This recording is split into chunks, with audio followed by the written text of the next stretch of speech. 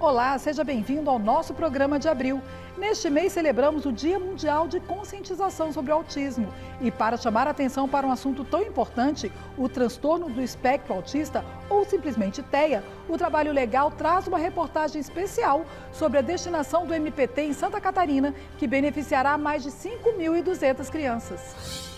Essas destinações são justamente para viabilizar políticas sociais. E abril também é um mês de lembrar um assunto que afeta trabalhadores em todo o país: os acidentes de trabalho. A campanha Abril Verde do MPT deste ano anuncia dados inéditos e promove visibilidade do tema. O Ministério Público do Trabalho lança a atualização do Observatório de Segurança e Saúde do Trabalho. Conheça as medidas do MPT para garantir uma comunicação mais acessível por meio da Libras. Eu vou crescer aqui na empresa e fazer com que os ouvintes entendam o meu universo.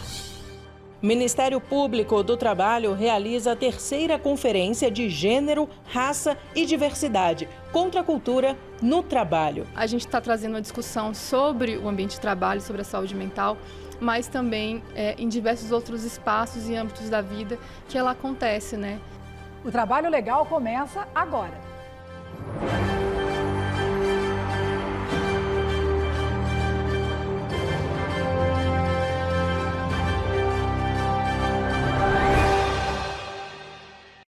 A suspeita inicial do transtorno do espectro autista é feita normalmente ainda na infância, durante as consultas para o acompanhamento do desenvolvimento infantil. Por ser essencialmente clínico, a identificação de traços do espectro autista é realizada a partir das observações da criança, entrevista com os pais e aplicação de métodos que fazem o monitoramento do desenvolvimento infantil. O TEA não tem cura, mas o diagnóstico precoce permite o desenvolvimento de práticas para estimular a independência e a promoção de qualidade de vida e acessibilidade para essas crianças. Vamos ver na reportagem de Delmar Goulart como tem sido a participação do MPT na superação dos preconceitos. A Federação das Associações de Pais e Amigos dos Excepcionais começa a instalar em 197 unidades de Santa Catarina um software de tecnologia assistiva que possibilita aos profissionais da instituição se comunicarem com crianças com transtorno do espectro autista. Broadmaker é o nome do programa que pode ser adequado às necessidades de cada aluno atendido pelo Serviço de Estimulação Precoce, como Eliezer Eliseu, de 8 anos, uma das mais de 5.200 crianças beneficiadas. Todos da nossa refeição. Eliezer, vamos comer batata? O uso desse software na nossa instituição está sendo de grande importância, porque por meio desse software a gente consegue criar materiais e recursos nos quais possibilitam que o nosso aluno ele consiga se expressar de uma forma mais efetiva, ou seja, expressar as suas vontades, os seus pensamentos, os seus desejos. Então está sendo algo de grande importância até para a questão de interação social desse aluno com o profissional, porque na verdade a comunicação ela é um direito de todos. Então esse recurso ele veio para agregar ainda mais o nosso atendimento, que já é de qualidade. A compra dos softwares no valor de R$ 650 mil inclui formação em educação à distância dos profissionais com aulas do básico até o avançado. O Boardmaker é um programa de comunicação alternativa que compõe 45 mil pictogramas. Ele nos possibilita a edição de atividades, tanto impressas quanto digitais. No atendimento com estimulação precoce aqui na PAI de Florianópolis com alunos autistas, nós utilizamos o programa para criar um ensino estruturado, tanto nas salas de aulas quanto nos contextos que os alunos frequentam. Nós criamos agendas individualizadas, que dão previsibilidade das atividades que acontecerão durante os atendimentos, sejam eles em grupo ou individualizados, e também na organização das atividades desenvolvidas com os alunos, além das rotinas de apoio visual para cada um dos nossos alunos atendidos. Os recursos para a aquisição dos softwares vieram da indenização de uma ação do Ministério Público do Trabalho em Santa Catarina contra uma rede varejista que não cumpria a cota de contratação de pessoas com deficiência. Uma dupla vitória nesse caso, contra o preconceito no cumprimento da lei e a favor do desenvolvimento de crianças com transtorno do espectro autista. É uma meta que a gente busca, que a gente tem tido bastante sucesso e que essas destinações são justamente para viabilizar políticas sociais, porque o Ministério Público ele faz parte de uma rede de apoio. E essa rede de apoio, ela tem dificuldades e a gente, utilizando esses mecanismos de destinação, nós conseguimos acessar as necessidades da população. Assim, eu digo que o Ministério Público do Trabalho é muito próximo da sociedade, é para as pessoas têm esse acesso. E isso faz uma diferença, é o diferencial do Ministério Público do Trabalho.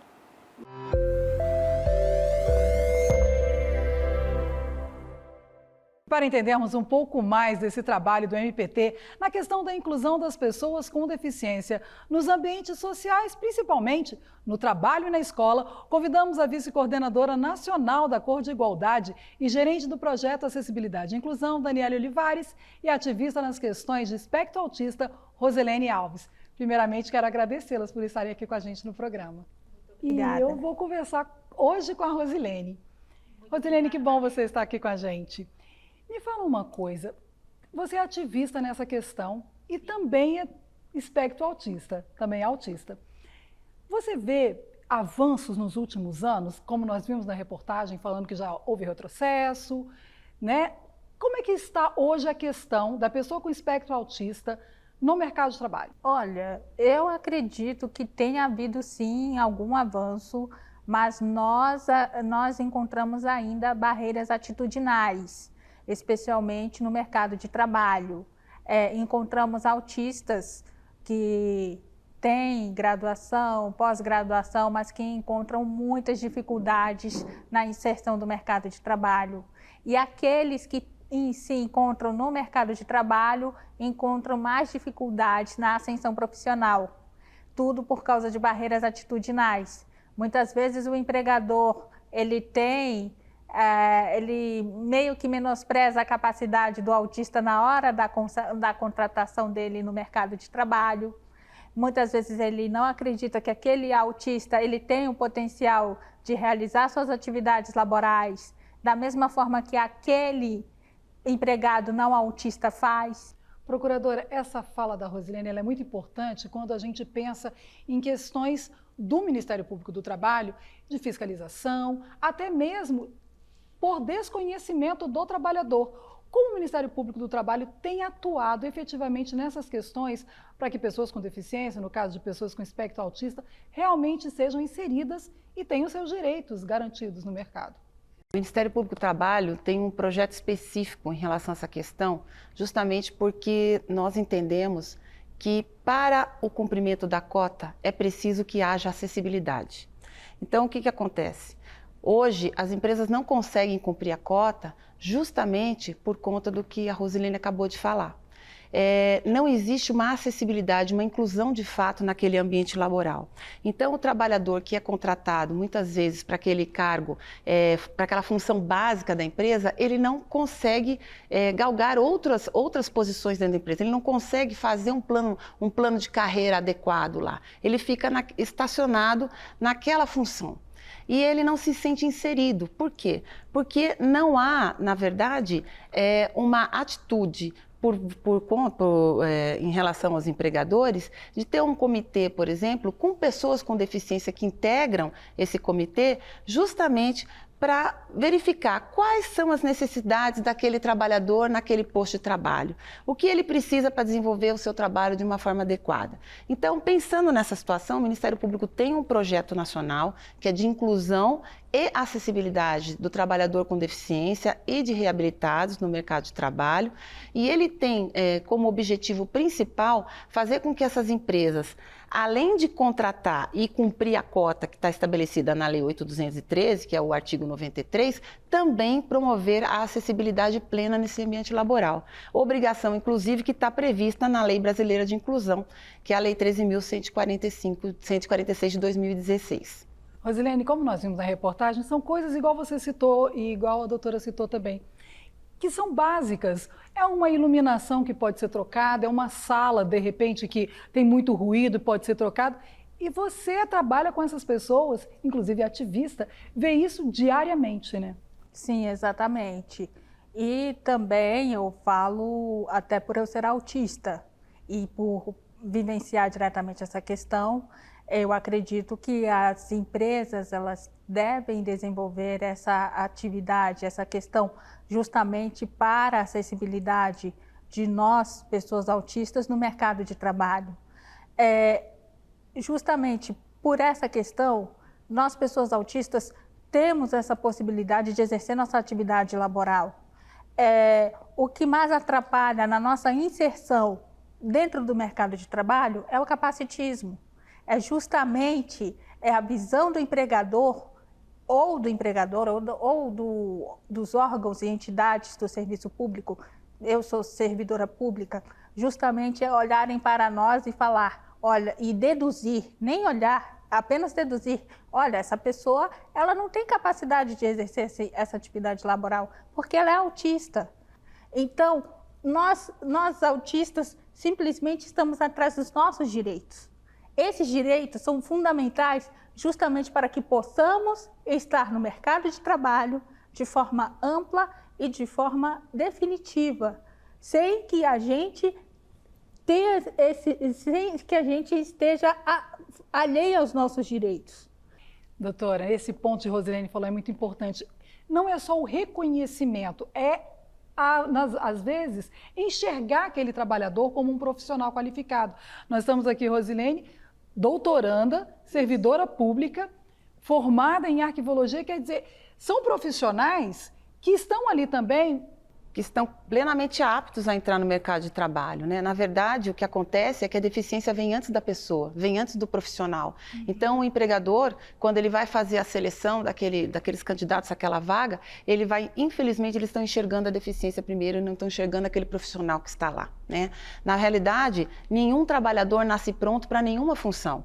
Todo mundo tem que ser capacitado para exercício daquela função. E o trabalhador com deficiência não é diferente.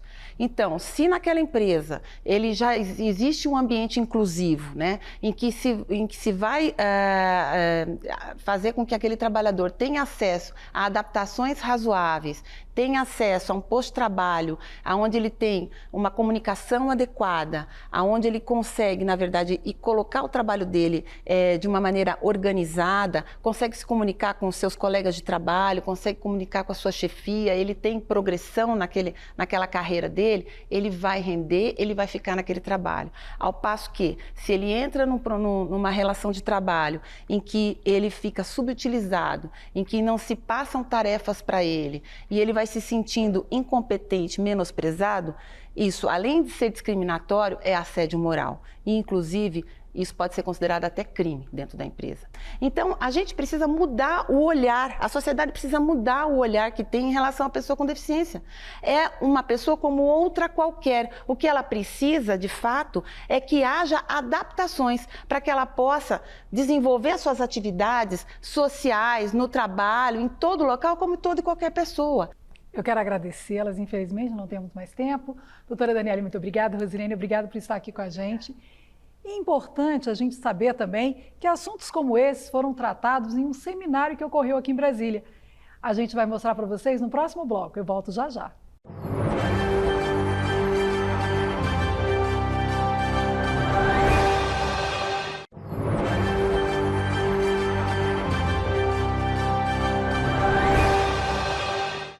E outra data que celebramos neste mês é o Dia da Trabalhadora Doméstica, 27 de abril, que passou a ter seus direitos garantidos a partir da proposta de emenda constitucional, a PEC das Domésticas, que completou 10 anos no início do mês. A nossa equipe foi às ruas para saber quais as dúvidas dessas profissionais. Vamos ver? Chegou a hora do nosso quadro Fala Trabalhador.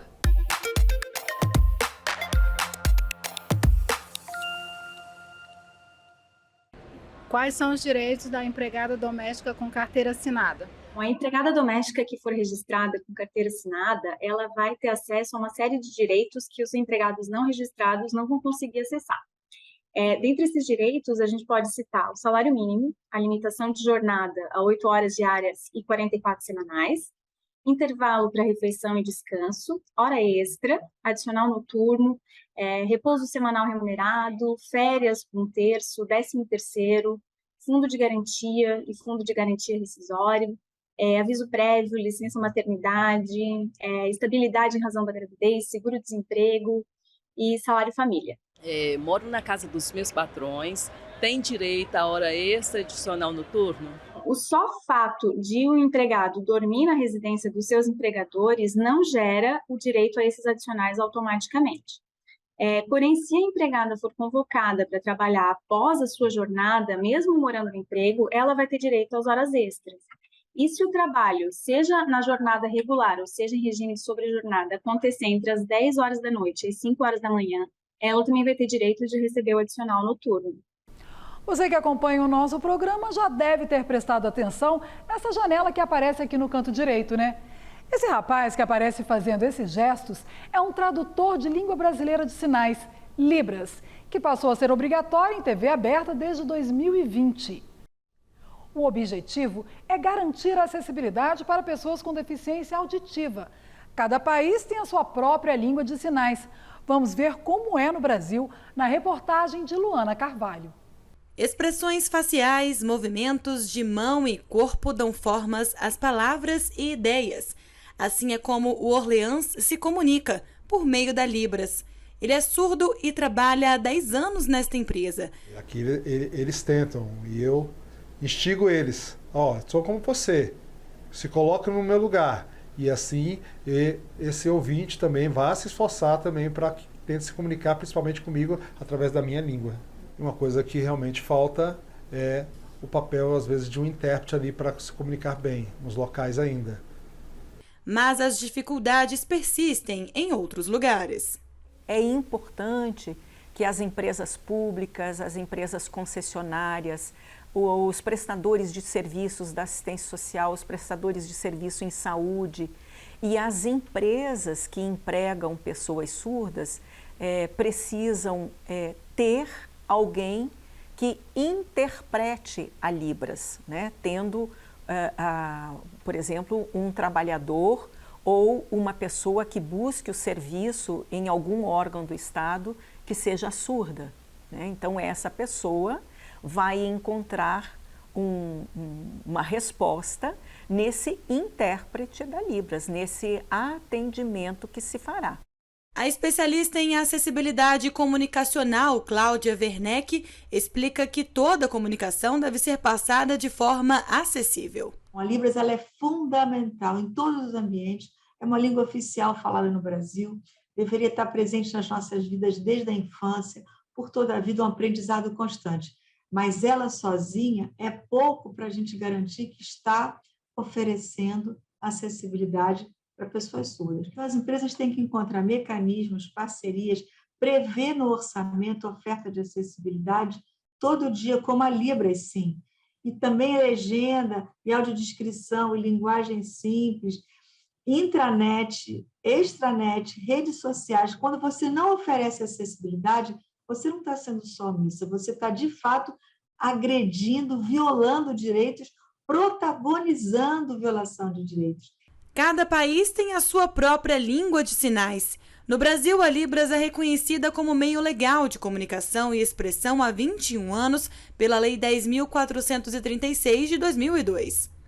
Como tem o status de língua, ela tem toda a contextualização que qualquer outra língua oral auditiva tem. A diferença é que ela é visual, motora, gestual e se chama sinal. Sinal é uma palavra feita com as mãos. Então se usa a expressão como parte dessa comunicação e também as mãos, onde cada sinal, ou seja, cada palavra feita com a mão, tem um sentido. Às vezes uma frase inteira, às vezes apenas um conceito único, às vezes conjunto. Então, não é cada letra do alfabeto manual que é a forma de comunicação. Ficaria muito cansativo isso. Então, um sinal, uma forma de movimento da mão, ela faz com que você se comunique. O acesso à audiodescrição para pessoas cegas, além da legenda oculta e Libras para pessoas surdas, são regras da administração pública que devem ser seguidas. Além de adotá-las, o Ministério Público do Trabalho também contrata, por meio de licitação, serviços de intérprete em Libras em palestras e eventos. As servidoras e servidores da casa também não ficam de fora, passam por capacitação para atendimento ao público. Quando o Brasil reconhece ratifica a Convenção sobre os Direitos da Pessoa com Deficiência, esta convenção trata a Libras como uma forma de comunicação, né? Daí porque o nosso dever, a nossa obrigação em termos ambientes acessíveis com pessoas que façam a interpretação da Libras. A tradução da língua no Brasil também passou a ser obrigatória em TV aberta desde 2020. Eu vou crescer aqui na empresa e fazer com que os ouvintes entendam o meu universo. E o que falar das questões indígenas nesse mês que deveríamos estar comemorando avanços para esses povos? Ultimamente, a grande preocupação do MPT é com a crise humanitária indígena, principalmente a Yanomami. A atual crise humanitária indígena é um cenário alarmante que tem exigido ação contundente, tanto do poder público quanto da sociedade civil. Nesse dia do indígena, 19 de abril, infelizmente a cena que primeiro nos vem à mente é a da desnutrição de crianças indígenas, cujo alimento foi tomado pelo garimpo ilegal e pelo desmatamento. O Ministério Público do Trabalho solidariza com a situação dos povos originários, especialmente os Yanomamis, e manifesta preocupação com a garantia dos seus direitos. Insegurança alimentar e prevalência de doenças atingem essas populações. Mas não podemos deixar de lembrar também que a vulnerabilidade social torna os indígenas mais expostos ao trabalho escravo e degradante, à exploração do trabalho infantil, a vínculos fraudulentos de emprego e a ambientes inseguros de trabalho. O MPT seguirá fiscalizando as condições de trabalho dos indígenas, de modo a garantir o respeito aos seus direitos. Dentro dos territórios, o trabalho de indígena é realizado em equilíbrio com o meio ambiente e dá exemplo para o restante da sociedade brasileira. Sua presença é um fator de preservação das nossas riquezas naturais. E por isso, respeitar a população indígena significa também respeitar o Brasil. E no mês internacional da mulher, o MPT realizou a 3ª Conferência de Gênero, Raça e Diversidade contra a Cultura no Trabalho. Uma oportunidade para debater questões relevantes na luta feminina por igualdade de oportunidades no mundo do trabalho. Quem acompanhou o evento foi a repórter Samanta Peçanha. Médica, indigenista e lésbica, Danuta Duarte trabalhou por 1 ano e meio junto à população indígena. Ela é uma das conferencistas sobre saúde mental na 3ª Conferência de Gênero, Raça e Diversidade contra a Cultura no Trabalho, promovida pelo MPT. Para ela, as mulheres, por serem diversas, são impactadas de diferentes formas pela violência e no mercado de trabalho. Por exemplo, uma mulher negra vai enfrentar outros desafios diferentes daqueles que eu enfrentei, né, como mulher lésbica. Então, a gente está trazendo uma discussão sobre o ambiente de trabalho, sobre a saúde mental, mas também em diversos outros espaços e âmbitos da vida que ela acontece, né, de forma disseminada, estrutural e passa invisível, porque nós não temos dados, nós não temos realmente políticas públicas que combatam esse tipo de violência que é bastante específica. Já a Agna Cruz é sinônimo de liderança quando o assunto é mulheres com deficiência. Eu fui trabalhar na coordenação da pessoa com deficiência num balcão de emprego. As empresas faziam questão de ligar para a gente e perguntar: eu preciso de uma pessoa com deficiência leve, não seja mulher, porque além da deficiência tem a menstruação. Então fica mais complicado na TPM. Então isso a gente ouviu muito, foi daí que nasceu o coletivo de mulheres com deficiência. Eu estou aqui nesse momento agora, eu espero que alguma mulher com deficiência esteja vendo, isso empodera uma mulher com deficiência, então isso é muito importante para a gente.